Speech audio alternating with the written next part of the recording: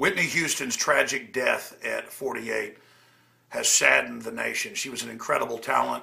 I myself marveled at her voice. And to watch her degeneration in the last 15 years or so with her cohort was very, very saddening as well. But as soon as I heard that she had died Saturday evening, I was working up at the office and I told Aaron Dykes, I said, watch, it's going to be prescription drugs. Now, how did I know that? And they've now admitted that, Xanax and others.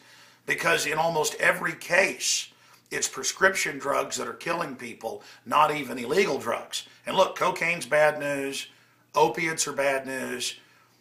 But if you look at the statistics, they vary year to year in the United States alone.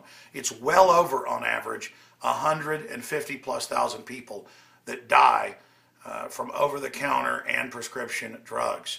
It is an epidemic, and I looked up the statistics. You can look them up. Not one death a year from marijuana. Not one death. The federal government, the DEA, they all admit that. So here she is, after years of drugs, alcohol, illegal, legal drugs, with a bunch of prescription drugs, no alcohol, even in her hotel room, found dead in her bathtub with a bunch of Xanax and other pill bottles, all prescription around her. Look at Rush Limbaugh, who on record some days was taking more than 100 Oxycontin pills. That's synthetic heroin. He had to be put into an artificial coma just to go off of them because the withdrawal would have killed him if he hadn't done it. And Limbaugh, of course, supports mandatory sentencing for people caught with heroin, opium, or cocaine. Third sentence, he wants life in prison on record. But then you've got all these other people pill popping, all these other deadly drugs that kill a lot more people than illegal drugs. So go look up the numbers for yourself. But here it is, Whitney Houston surviving the cocaine, all of it. And then a lot of times when you get off the illegal drugs, the doctors, just like with Michael Jackson, start putting you on all these synthetic opiates. How did they develop heroin?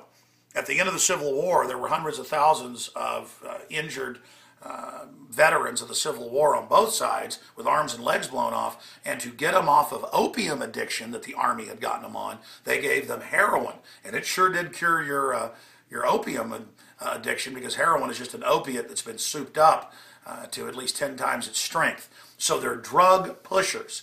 The big pharma prescription cartel that also owns the big GMO companies, they could care less about anybody. And they know that their stuff's poison. So I wanted to show you a couple of these articles right here. Here it is, Fox News, the Associated Press is also reporting it. Prescription drugs found in Whitney Houston's hotel room, report says. And then you read in here, it was Xanax, you name it, no alcohol found. Now again, these statistics vary.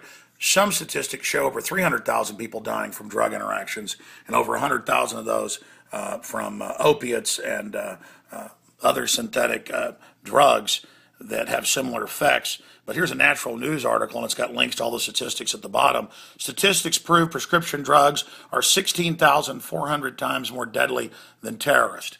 You have got a better chance of falling down in the shower than you do of terrorists killing you, or of a bumblebee stinging you, or a honeybee. And you're 16,400 times, that's even the Scientific American magazine breakdown, to die from prescription drug interactions than you are from terrorists. But our whole way of life is being overthrown in this fake drug war, which is really just meant to keep up the price of illegal drugs, and the big banks are laundering the money. And then when they catch you using their illegal drugs, they put you in their private prisons, displacing everybody else's jobs and driving down wages. So we need to decriminalize drugs across the board, and we need to expose how deadly prescription drugs are as well, and start averting more of these tragedies. In areas of Europe where they've decriminalized drugs, and where they've also put out the information publicly that prescription drugs are so deadly, in some countries like Portugal, they've seen a reduction in drug use of 50%. On average, it's around 30%. Go look it up for yourself. Decriminalize the drugs. That's what's destroying Mexico, is the black market. Decriminalize them there. And educate people. It's like Elvis. He had a DEA badge. He hung out with, President Nixon and people, and was all anti-illegal drug and said throw people in jail. But he took an entire envelope of injections and pills twice a day he called an attack. And it was all, again, synthetic drugs that blew away street drugs, and he thought that was okay because it wasn't illegal. It's a fraud, and it's the type of stuff that got Elvis killed and Whitney Houston killed. We'll be covering it on the radio today, 4 p.m. Central Standard Time at Infowars.com, and back tomorrow on the radio, 11 a.m. Central. God bless.